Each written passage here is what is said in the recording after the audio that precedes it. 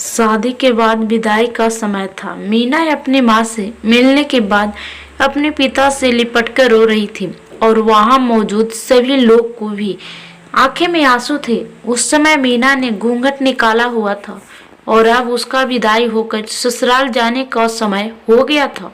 तो जैसे ही मीना रोती हुई कार में बैठने लगी, तभी उसकी छोटी बहन रोती हुई उससे दोबारा लिपट कर रोने लगी। तभी गाड़ी के पास खड़े मीना के पति अविनाश से दोस्त दिनेश कहता है, अरे यार अविनाश, यहाँ से घर पहुँचते ही सबसे पहले होटल अमृत बाग पहुंचकर एक बढ़िया सा खाना खाएंगे, क्योंकि यहाँ तेरे ससुराल में तो एकदम घटिया खाना था। ऐसा खाना हमारे यहाँ कुत्तों को भी नहीं खिलाते। तभी साथ ही खड़े अविनाश के छोटे भाई भी ने कहा, हाँ यार, यहाँ का खाना तो एकदम बकवास था और रस मलाई में तो रस ही नहीं था। ये कहते हुए वे तीनों ही जोर से हंसने रहे थे। तभी मीना के पति अविनाश ने भी अपने ससुराल वाली की मजाक उड़ाते हुए कहा कि हाँ यार, मैंने भी मजबूरी में यहाँ का खाना खा लिया, वरना मैं तो ऐसे खाने को तो हाथ भी नहीं लगाता। और अब पक्का हम तीनों घर पहुँचते ही होटल अमृत बाग का खाना खाएंगे। अपने पति के मुंह से ऐसी बातें सुनकर मीना कार में बैठती बैठती रुक गई और उसने गुस्से में सबके सामने अपना घूंघट हटाते हुए कार के दरवाजे को जोर से बंद किया और आंखें में आंसू लिए मीना अपने पिताजी के पास चली गई और उनका हाथ पकड़कर उनसे कहा कि पिताजी, मैं ससुराल नहीं जाऊंगी, मुझे रिश्ता बिल्कुल मंजूर नहीं है। ये बात मीना ने इतनी जोर से कहा कि सब लोग उसकी बात सुनकर हक्के बक्के रह गए। सब लोग मीना के नजदीक आ गए और मीना के ससुराल वाले पर तो जैसे पहाड़ ही टूट पड़ा हो। वजह क्या थी ये किसी को भी समझ नहीं आ रहा था। तभी मीना के ससुर राधे श्याम जी ने आगे बढ़कर मीना ने पूछा, मीना बेटी, बात क्या है? तुम अचानक ही शादी होने के बाद अपनी विदाई होने के समय शादी को नामंजूर कर रही हो। तभी मीना कुछ देर चुप रहने के बाद अपनी आंखें में आंसू लिए अपने ससुर से बोली कि बाबूजी, आपको पता है, मेरे माता पिता ने अपने सभी सपनों को मारकर हम सभी बहनों को इतना पढ़ाया लिखाया है और काबिल बनाया, और आप जानते हैं कि एक बाप के लिए उसकी बेटी क्या मायने रखती है। वैसे आप और आपका बेटा कभी नहीं जान सकते, क्योंकि बाबूजी, आपके घर में तो कोई बेटी ही नहीं। और आप जानते हैं, मेरी शादी में आने वाले बाराती के लिए खाने पीने की एक भी कमी नहीं रह जाए, इसलिए मेरे पिताजी पिछले 3 महीने से रात को 2 से 3 बजे तक लगातार मेरी माँ के साथ ये योजना बनाते थे कि रसोई कौन होगा और खाने में बाराती के लिए किस किस तरह का खाना बनवाना है और बारातियों को कहाँ बैठाना है, ताकि कहीं किसी को बुरा ना लग जाए। और शायद आप नहीं जानते हैं कि मेरी माँ ने पिछले 1 साल से एक भी नई साड़ी नहीं खरीदी, क्योंकि मेरी शादी में पैसे की कोई कमी ना हो जाए।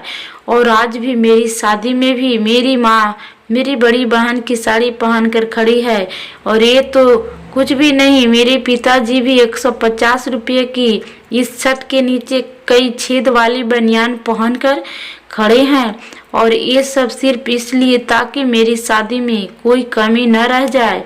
लेकिन इतनी मेहनत करने के बावजूद भी आज इस शादी में आपके बेटे को रोटियां ठंडी लगी, उसके दोस्त को पनीर बकवास लगा, और मेरे देवर जी को रस मलाई में रस ही नहीं मिला।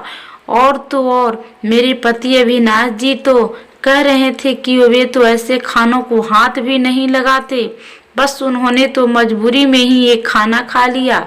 अगर सब कुछ इन्होंने मजबूरी में ही खाया है तो इसकी क्या गारंटी है कि मुझसे शादी भी ये अपनी खुशी से ही कर रहे हैं।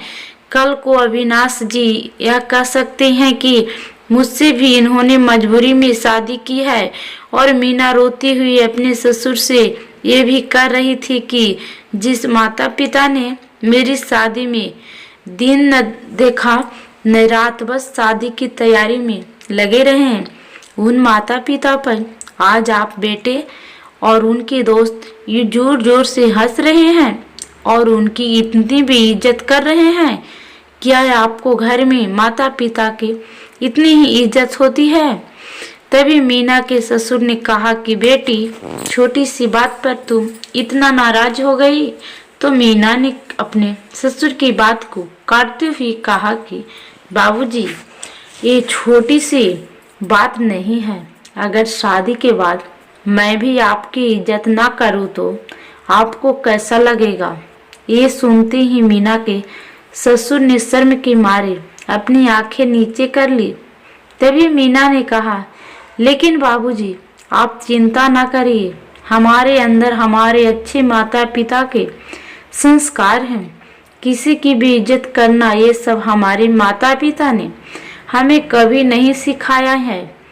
ये सुनते ही मीना के पिताजी दया शंकर जी ने आंखें में आंसू लिए अपनी बेटी को गले से लगा लिया और ये उनसे कहा कि बेटी, मुझे गर्व है कि तुम मेरी बेटी है और अब तू शांत हो जा बेटी। तुझे मेरी कसम, तू इन्हें माफ कर दे और खुशी खुशी अपने ससुराल चली जा। तभी मीना का पति अविनाश भी नेहा के पिताजी और मीना से हाथ जोड़कर माफी मांगता है और ये कहता है कि बाबूजी, मुझे माफ कर दो। सारी गलती मेरी है, लेकिन आज आपकी बेटी ने मुझे एक पिता की इज्जत करना सिखा दिया और आज के बाद मैं हर किसी के माता पिता हमेशा इज्जत करूंगा। उसी वक्त मीना के ससुर राधे श्याम जी भी आगे आकर अपनी बहू मीना के सर पर हाथ रखकर कहते हैं कि मैं तो बहू लेने आया था, लेकिन ईश्वर बहुत कृपालु है। उसने मुझे बहू के रूप में एक बेटी दे दी और वे भी इतने अच्छे संस्कार वाली, जो कि माता पिता का भी इतना सम्मान करती है। और अब बेटी, मेरे कहने से इन नालायकों को भी माफ कर दे। मैं हाथ जोड़ता हूँ तेरे सामने। तभी मीना अपने ससुर जी के दोनों हाथों को पकड़ लेती है और कहती है कि नहीं बाबूजी, आप मेरे पिता के समान हैं। कृपया आप मेरे सामने हाथ मत जोड़िए। तभी मीना के पिताजी दयाशंकर जी कहते हैं कि समधी जी, आप मेरी बेटी को सामने हाथ जोड़कर कृपया हमें शर्मिंदा मत कीजिए। मेरी तो आपसे बस इतनी ही प्रार्थना है कि मेरी हमेशा आप मेरी बेटी को अपनी ही बेटी समझना और इससे कभी कोई गलती हो जाए तो इसे माफ कर देना। तो राधे श्याम जी ने अपने समधी दयाशंकर जी का हौसला बढ़ाते हुए कहा कि आप बिल्कुल चिंता मत करिए, बल्कि अब तो मीना बेटी ही हमारे पूरे घर को संभालेगी और अब ये हमारे घर की लक्ष्मी है। ये सुनकर मीना के पिताजी बहुत खुश हो जाते हैं और अपनी बेटी को खुशी खुशी विदा कर देते हैं।